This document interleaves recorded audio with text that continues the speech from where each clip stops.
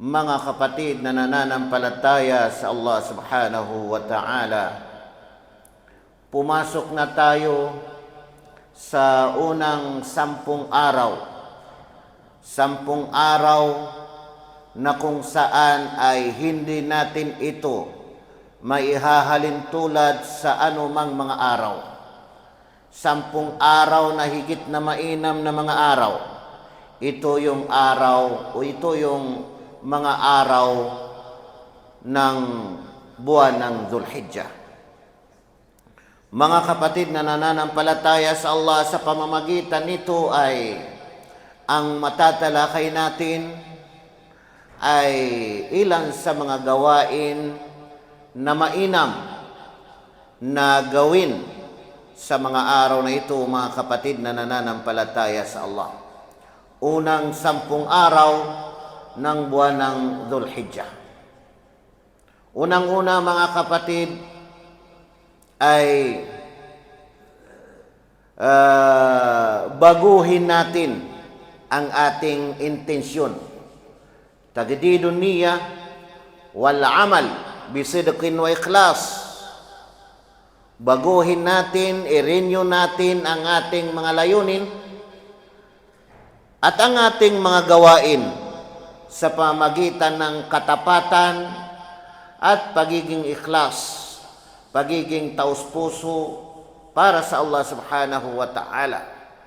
Gumawa tayo ng anumang klaseng gawain na mabuti, hindi para sa sinuman, kundi para sa Allah subhanahu wa ta'ala, sa abot ng ating makakaya. Dahil dito, mga kapatid, ay agad-agad tayong magbalik loob sa Allah subhanahu wa ta'ala. Kasi kung isipin natin ay napakarami na tayong mga nagawa na mga kamalian sa pamagitan ng ating mga pananalita, sa pamagitan ng ating mga kilos, sapagkat lahat ng anak o angkan ni Adan ay nagkakamali. At ang higit na mainam sa kanila, higit na mainam sa mga tao, sa mga anak ni Adan, ay agad-agad na magbabalik loob sa Allah subhanahu wa ta'ala. Kaya sa buwan na ito o sa mga araw na ito ay umpisahan natin sa pamamagitan ng ating pagbabalik loob sa Allah subhanahu wa ta'ala. Kasiyahin natin ang paggawa kung hindi naman ito tatanggapin. Anhin natin ang paggawa kung patong-patong naman ang ating mga ginawa na mga kasalanan, mga paglabag na hindi tayo nagbabalik loob sa Allah subhanahu wa ta'ala, sapagkat ito ay pinag-utos ng Allah subhanahu wa ta'ala. Ipinag-utos niya na tayo ay magbalik loob sa Kanya. Sinabi ng Allah subhanahu wa ta'ala sa banal na Quran, وَتُوبُوا إِلَى اللَّهِ جَمِيعًا أَيُّهَا الْمُؤْمِنُونَ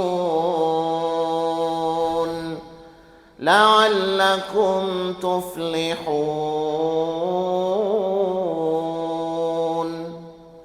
At kayo ay magbalik loob.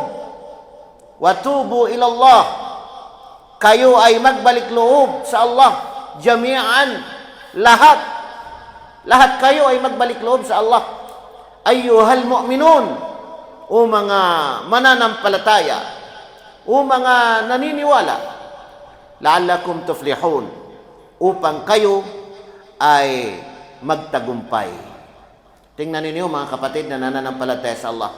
Ang pagbabalik loob sa Allah subhanahu wa ta'ala ay isang malaking dahilan upang magtagumpay ang isang tao. Kaya agad-agad na tayo magbalik loob sa Allah subhanahu wa ta'ala. Hindi lamang sinasabi natin na tayo ay magbabalik loob sa Allah, kundi pagsisihan natin ang anumang nagawa natin ng mga paglabag o kasalanan at hindi na natin ito babalikan pa. Yan ang kabilang sa mga kondisyon ng pagbabalik loob sa Allah subhanahu wa ta'ala. Pangalawa, mga kapatid na nananampalataya sa Allah, ay al-iktharu min dhikrillahi ta'ala, yung damihan natin ang mga paggunita sa Allah subhanahu wa ta'ala, mga pag-alaala sa Allah subhanahu wa ta'ala, laging pagbigkas ng pangalan ng Allah subhanahu wa ta'ala. Ginugunita natin palagi ang Allah subhanahu wa ta'ala. Subalit itong mga araw na ito, mga kapatid, mas lalo nating damihan ang ating paggunita, ang ating pagbigkas sa pangalan ng Allah subhanahu wa ta'ala. Sinabi ng Allah subhanahu wa ta'ala sa banal na Quran, وَيَذْكُرُ اسْمَ اللَّهِ فِي أَيَّامٍ مَّعْلُومَاتٍ عَلَى مَا رَزَقَهُم مِّن بَهِيمَةِ الْأَنْعَامِ. At upang kanilang gunitahin ang Allah subhanahu wa ta'ala, upang kanilang gunitahin ang pangalan ng Allah subhanahu wa ta'ala sa mga itinakdang mga araw, sa anumang ipinagkaloob sa kanila ng Allah na mga bahimatul an'am, yung mga bakahan, baka, kambing. Ito ay sa pamagitan ng, ibig sabihin, pagkatay o pagsakripisyo. Mag-umpisa ang pagkatay o pagsakripisyo pagkatapos ng pagdarasal ng tinatawag na Eid, Eidul Adha. Tingnan ninyo mga kapatid na nananampalataya sa Allah subhanahu wa ta'ala. Kaya ginugunita natin palagi sa mga araw na ito ng maraming paggunita ang pangalan ng Allah subhanahu wa ta'ala.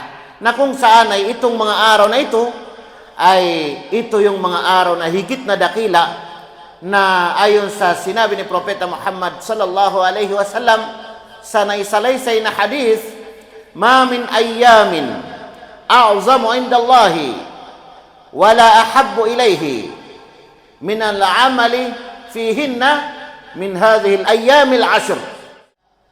Wala nang mga araw, sabi ni Propeta Muhammad sallallahu alaihi wasallam, na higit na dakila doon sa Allah, ni kalugod-lugod, wala nang kalugod-lugod doon sa Kanya, na gawain sa mga araw na ito.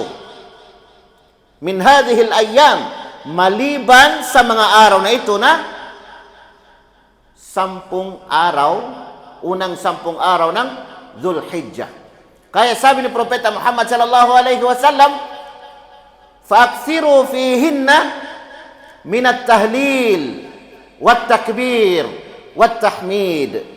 Kaya damihan ninyo sa mga araw na ito, sabi ni Propeta Muhammad sallallahu alaihi wasallam, ang tahlil. Ang ibig sabihin ng tahlil, hindi siya tahlil. Kasi ang tahlil ay yung pagkuha ng dugo. Pagkuha ng dugo o pagsuri ng dugo. Tahlil. Ibig sabihin ng tahlil ay yung qawlu la ilaha illallah. Yung laging pagbigkas ng la ilaha illallah. Laging pagbigkas ng la ilaha illallah. Wat takbir. At ang takbir naman ay yung pagbigkas, qawlu Allahu Akbar. Yung pagbigkas ng Allahu Akbar. Wat tahmid. At yung tahmid naman ay yung pagbigkas ng Alhamdulillah, pagpupuri sa Allah subhanahu wa ta'ala. Tingnan ninyo mga kapatid na nananampalataya sa Allah. Kaya naman si Ibnu Umar at saka si Abu Hurairah, kana Ibnu Umar wa Abu Hurairah yakhrujani ila as-suq fi ayyam al-ashr yukabbiran wa yukabbiru an-nasu bitakbirihima. Si Ibnu Umar at saka si Abu Hurairah, sila, ang kanilang kaugalian ay lumalabas sila papunta sa market, papunta sa palengke, sa souk, market, merkado. Fi ayyamil ashr, sa mga araw ng unang 10 araw ng Dhul-Hijjah. Yukabbiran, ang kanilang ginagawa ay nagtatakbir sila. Nagtatakbir sila, nagbibigkas sila ng Allahu Akbar. Doon sila pupunta sa maraming tao. Wa yukabbirun nasu bitakbirihima. At nagtatakbir ang mga tao sa pamagitan ng kanilang pagtakbir dalawa. Ginagaya ng mga tao yung pagtakbir ni Ibnu Umar at saka si Abu Hurairah. Kalugdan silang dalawa ng Allah subhanahu wa ta'ala. Kaya mga kapatid na nananampalataya sa Allah subhanahu wa ta'ala, magkakaiba lang tayo ng mga kategorya ng kakayahan, lalo na sa finansyal, pero dito sa ibig sabihin paggunita sa Allah, na yun ang ipinagutos ni Propeta Muhammad sallallahu alaihi wasallam, dapat ay dito na tayo magpapaligsahan. Kasi lamang na yung may salapi, lamang na yung may kakayahan na magbigay ng mga kawanggawa, magbigay ng mga sadakat, magpakain sa mga mahihirap. Pero tayo, kahit na wala tayong kayamanan, kahit na wala tayong salapi, kahit na sapat-sapat lang, pero sikapin naman natin na tayo ay magpaligsahan sa pagbigkas palagi natin sa pangalan ng Allah subhanahu wa ta'ala. Ang pagbigkas ng La ilaha illallah, ang pagbigkas ng Allahu Akbar, ang pagbigkas ng Alhamdulillah, sa iba pang salaysay, ang pagbigkas ng Subhanallah. Paggunita sa Allah subhanahu wa ta'ala, na yan ang ipinagutos sa atin ni Propeta Muhammad sallallahu alaihi wasallam, na damihan natin ang tahlil at ang takbir at ang tahmid. Mga kapatid na nananampalataya sa Allah subhanahu wa ta'ala, samantalahin natin na gumawa ng mga kabutihan sa mga araw na ito. Na hindi lamang yung pagsabi ng La ilaha illallah, hindi lamang yung pagsabi ng Allahu Akbar, hindi lamang yung pagsabi ng Alhamdulillah, o kaya ay Subhanallah, o anumang mga paggunita sa Allah subhanahu wa ta'ala.